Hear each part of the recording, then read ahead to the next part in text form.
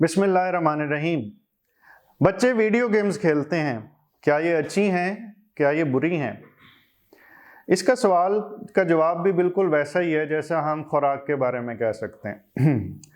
आपके सामने खुराक रखी हो और आप थोड़ी सी इस्तेमाल करें जिससे आपको नशोनुमा मिल सकती है और वो हेल्दी हो, साफ़ सुथरी हो, न्यूट्रिशनस हो, तो जी हाँ, आपके जिस्म के लिए वो अच्छी है। लेकिन वही ग़िज़ा आप ख़ास हद से ज़्यादा खाएंगे तो वो आपके अंदर बीमारी पैदा करेगी। वो शुगर, ब्लड प्रेशर, मोटापा, कोलेस्ट्रॉल, वो सब कुछ पैदा करेगी।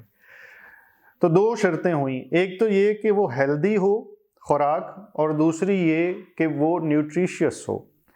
तो ये जिस्म की खुराक की बात कर रहे हैं। जो ये मटीरियल है जिसको हम टच नहीं कर सकते, ये जो इंफॉर्मेशन है, ये जहन की खुराक बनती है और जहन के अंदर भी वैसा ही इफेक्ट देती है। अगर इसके अंदर मटेरियल ख़राब है तो जहन में चर्बी वाला ही मामला बनेगा, अकल मोटी होने वाला जिसे कहते हैं वो बात बनेगी।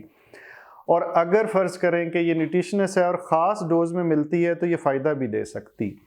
हमने वीडियोस का एक नया सिलसिला शुरू किया है जिसमें हम जिस्मानी सेहत के अलावा ज़हनी सेहत के ऊपर एक वीडियो करेंगे। ये वीडियो किताब, शख्सियत और किसी भी ऐसे मौजू पे होगी जो हमारे जहन की ग़िज़ा बन सके। वीडियो गेम्स के बारे में हमेशा यही कहा जाता है कि ये बहुत बुरी हैं और सिर्फ बुरी हैं, लेकिन साइंस इसके बारे में ऐसा नहीं मानती।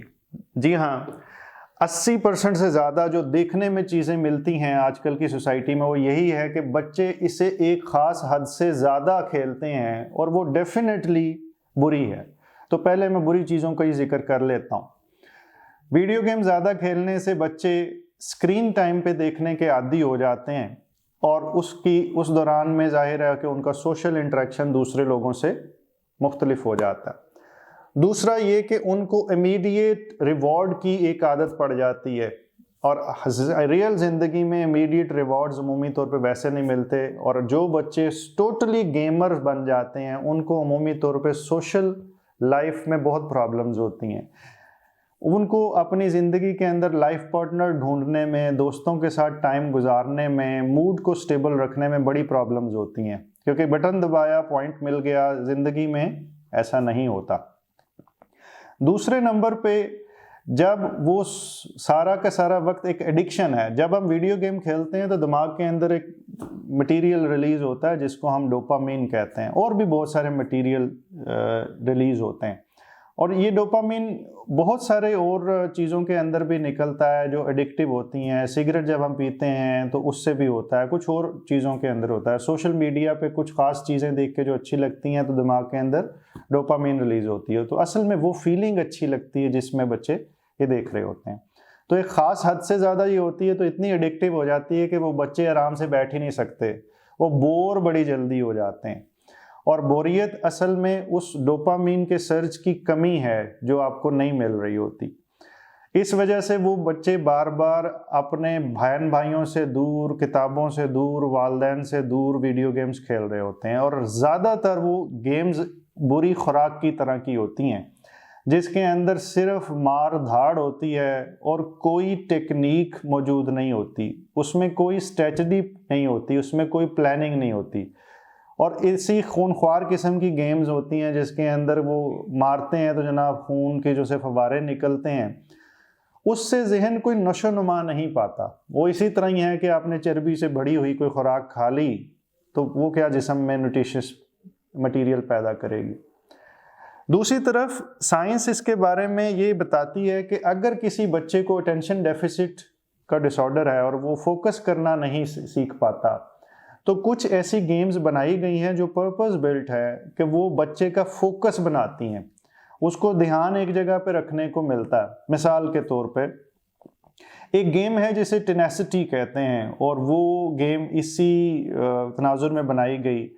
वो एक साइंटिस्ट ने ही बनाई थी और वो आई थिंक कैनेडियन हैं, और उनका फोकस ये था कि बच्चे जो उनसे हैं जब ये गेम खेलें तो ना सिर्फ ये कि उनका फोकस बढ़े, उनका ध्यान कुछ अपनी ज़ात की तरफ भी आए। अब ये बड़ी इंटरेस्टिंग सी गेम होगी कि उसके अंदर उन्होंने किया ये कि वो एक रास्ते पे जाना है और रास्ते पे चलते चलते आपने एक ख़ास तरीके से साथ सांस लेना है, और जब आप सांस लेंगे कुछ ख़ास सांस 2 इकट्ठे लेने हैं, तो उसके बाद आपने एक बटन दबाना। अब उस तरह बच्चों को अपनी सांस की तरफ फोकस करने का मौका मिला। जो ही वो बटन दबाते हैं तो अचानक गेम के अंदर कोई ऐसी तब्दीली आती है, कोई अचानक रास्ते में से ऐसी चीज़ें निकलती हैं जिससे बच्चे बड़े खुश होते हैं और फिर वो उस अमल को दोहराते हैं। वो गेम ज़्यादातर जिन बच्चों ने खेली उनमें से ज़्यादातर का रिस्पॉन्स ये था कि at the end of it they felt much more relaxed, यानी वो बहुत रिलैक्स फील करते थे और उन्होंने कहा कि हमने फोकस करके हमें मज़ा आया।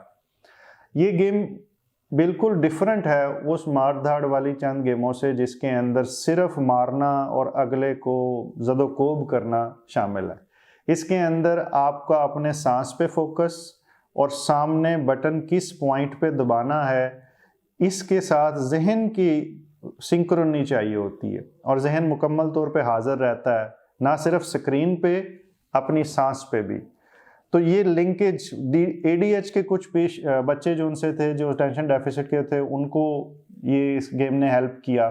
और जो बच्चे याददाश्त में थोड़ी सी प्रॉब्लम थी, उनको चीज़ें याद नहीं होती थी, उनको फोकस करने में भी इसी गेम ने हेल्प किया। फिर इसके बाद कुछ ऐसे गेम्स हैं जो स्ट्रेटेजिक गेम्स कहते हैं। उसके अंदर ये होता है कि कुछ वॉर चल रही है और वॉर के अंदर आपने ये फोकस करना है कि सप्लाई लाइंस को कैसे डिस्ट्रक्ट करना है। ज़्यादातर ऐसे गेम्स के अंदर कोई हमारे जैसा या मेरे जैसा बंदा जाता है तो वो जहाज़ पे बैठता है और जहाँ दिल करता है उसे बम गिराना शुरू कर देता है और अमूमी तौर पे वो हारता ही है, क्योंकि इस गेम्स के अंदर स्ट्रेटजी होती है कि आपने सप्लाई लाइन को ब्लॉक करना है। तो ये वाली जो सी स्ट्रेटेजिक थिंकिंग या प्लानिंग वाली थिंकिंग है, इसे सिस्टमेटिक या सिस्टम्स थिंकिंग कहते हैं। ये बच्चों के अंदर हेल्प करती है अगर थोड़ी डोज में, यानी कभी कभार ये गेम बच्चे को खेलने दी जाए तो इसमें कोई हर्ज नहीं है। लेकिन अगर यही गेम वो बच्चा सारा सारा दिन खेलेगा तो फिर ये वही वाली बात होगी कि चाहे आप सेब एक दिन के 10 किलो खाना शुरू कर देंगे तो वही आपके लिए मसला बन जाएंगे, हालांकि सेब तो बहुत अच्छे हैं। Quantity and quality both matter. Video games बजाते खुद कोई बहुत बुरी चीज़ नहीं है, लेकिन वो वीडियो गेम्स में क्या खेल रहे हैं ये बहुत इंपॉर्टेंट है। कुछ बच्चे एंटी सोशल हो जाते हैं और वो अकेले खेलने के होते हैं, कुछ ऐसी स्ट्रेटेजिक गेम्स होती हैं जिसमें दूसरे लोगों को साथ मिलाना होता है। You have to make sure कि वो भी जीते, आपने अपने पार्टनर को साथ साथ रखना होता है। तो जो बच्चे एंटी सोशल होते हैं उनको इस वजह से हेल्प हो जाती है कि वो दूसरे लोगों के साथ जीना सीखते हैं। और ऑफिस में या कोई भी बड़ी कंपनी में कोई भी अकेला बंदा कामयाब नहीं होता, पूरी टीम को साथ लेके चलना होता और तभी कामयाबी मिलती। मैं आने वाली कुछ वीडियोस में कुछ एग्जांपल्स भी दूंगा। दुनिया में कुछ ऐसे स्कूल हैं जिन्होंने कुछ ऐसे बच्चों को जो फोकस नहीं कर पाते थे, जिनको चीज़ें याद नहीं होती थी, जो पढ़ाई में अच्छे नहीं थे, उनको मुख्तलिफ तरीक़ाकार सिखाए और वो बच्चे उसके बाद जब बड़े हुए तो वो नहायत कामयाब प्रोफेशनल्स बने। और सिर्फ प्रोफेशनल्स नहीं, उनको अपनी मूड स्टेबिलिटी और अपनी वेल बीइंग का एहसास बहुत बेहतर हो गया। इस वजह से कि हमारा जहन अक्सर तब परेशान होता है जब वो इंतशार का शिकार होता है, जब उसके ख्याल बिखरते रहते हैं।